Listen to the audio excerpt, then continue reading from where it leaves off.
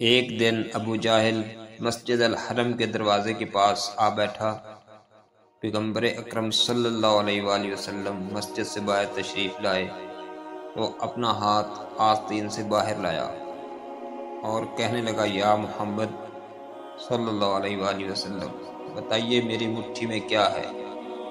اگر آپ صلی اللہ علیہ وآلہ وسلم نے صحیح جواب دیا تو میں اپنے ساتھیوں سمیت آپ صلی اللہ علیہ وآلہ وسلم پر ایمان لے آؤں گا۔ حضور پر نور صلی اللہ علیہ وآلہ وسلم نے فرمایا، تیرے ہاتھ میں ایک ڈبیا ہے جو ٹاٹ میں لپٹی ہوئی ہے۔ اس ڈبیا کے اندر 3 موتی ہیں، ان میں سے ایک سوراخ شدہ ہے، دوسرا آدھا سوراخ شدہ اور تیسرا بغیر سوراخ کے ہے۔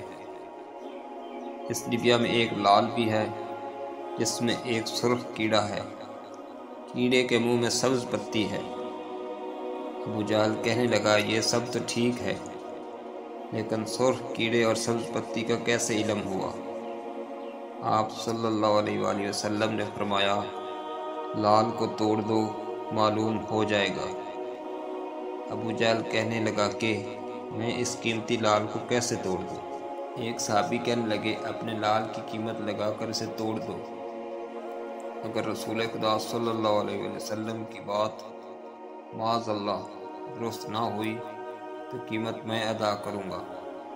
ابو جہل اس بات پر راضی ہو گیا۔ جب لال توڑا گیا تو سب نے دیکھا کہ اس میں چھوٹا سا سرخ کیڑا منہ میں سبز پتی لیے موجود ہے۔